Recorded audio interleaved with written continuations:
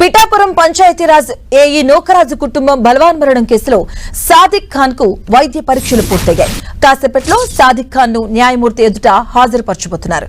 ప్రస్తుతం Sadiq Sarpavaram police station లో ఉంచారు పోలీసులు. విచారణలో సాదిక్ ఖాన్ తలబిరుసు సమాధానాలు చెప్పినట్టుగా తెలుస్తుంది. నిందితుడు షేక్ సాదిక్ ఖాన్ ను ఢిల్లీలో పోలీసులు అదుపులోకి తీసుకున్నారు. అక్కడి నుంచి కాకినాడ తీసుకొచ్చారు. 8 మంది సిఐల బృందం నోకరాజు ఆయన కుమార్తె రాసిన సూసైడ్ నోట్ల ఆధారంగానే సాదిక్ ను ప్రశ్నించినట్టుగా తెలుస్తుంది. ఇదే అంశానికి సంబంధించిన పూర్తి డీటెయిల్స్ మా కరెస్పాండెంట్ సతీష్ అందిస్తారు. సతీష్.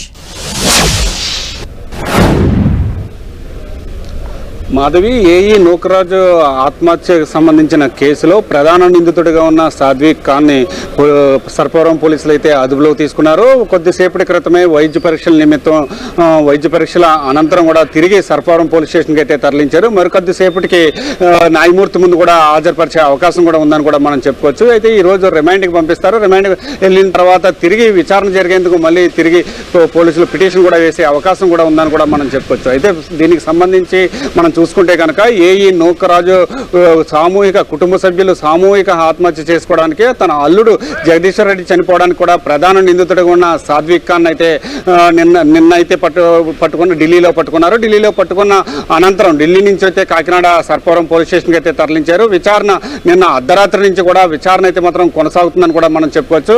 సాద్విక్ ఖాన్కు సంబంధించి అనేక ప్రశ్నలు అయితే మాత్రం అడిగినట్లయితే కొంత సమాచారం అయితే తెలుస్తుంది.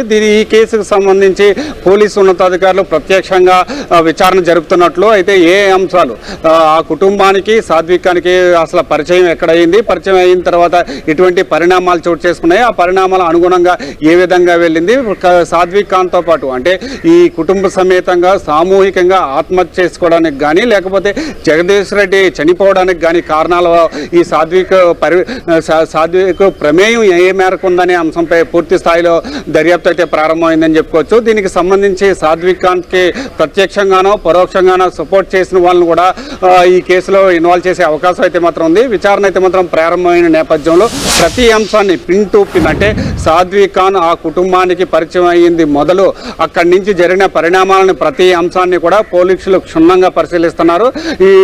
ఇటు ఏఈ నోకరాజు ఆస్తులకు సంబంధించి సాద్విక్ ఖాన్కి ఏమైనా తరలింపులు జరిగినాయా, ఆస్తులతో పాటు ఏమైనా వ్యవహారాలు ఏమైనా జరిగినాయా, దాంతోపాటు అంటే తన కూతురు సౌజన్యకు సంబంధించిన ఒక ప్రైవేటు వీడియో కూడా ఉన్నట్లు కొంత సమాచారం అయితే ఉంది. దానికి సంబంధించి వివరాలతో పాటు వాళ్ళ ఆస్తి వివరాలు ఇంకా వాళ్ళకి సంబంధించిన అకౌంట్స్ కూడా కొన్ని సాద్విక్ ఖాన్ అధ్యయనంలోనే ఉన్నట్లయితే కొంత సమాచారం కూడా తెలుస్తుంది.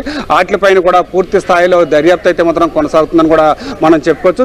ఇది ఇలా ఉండగా అంటే ప్రస్తుతానికి కాకినాడ జిల్లా వ్యాప్తంగా హిందూ సంఘాలు కూడా ఏఈ కుటుంబానికి న్యాయం జరగాలంటూ కూడా నిరసన ర్యాలీలు అయితే చేస్తున్నారు. దీంతో పాటు అంటే మత విద్వేషాల్లో రెచ్చగొట్టొద్దని చెప్పి కొంతమంది వ్యాఖ్యలు కూడా సోషల్ మీడియా వేదికగా చేస్తున్న నేపథ్యంలో పోలీసులు ఎవరో కూడా వాటిని నమ్మొద్దని చెప్పి హెచ్చరికలు జారీ చేస్తున్న పరిస్థితి కూడా ఇక్కడ నెలకొందని కూడా చెప్పొచ్చు. ఏదేమైనప్పటికీ కూడా మరి కాసేపట్లో న్యాయమూర్తి ముందు సాద్విక్ ఖాన్ని హాజరుపరిచే అవకాశం కూడా ఉందని కూడా మనం చెప్పుకోవచ్చు. మాధవి. Thank you Satish.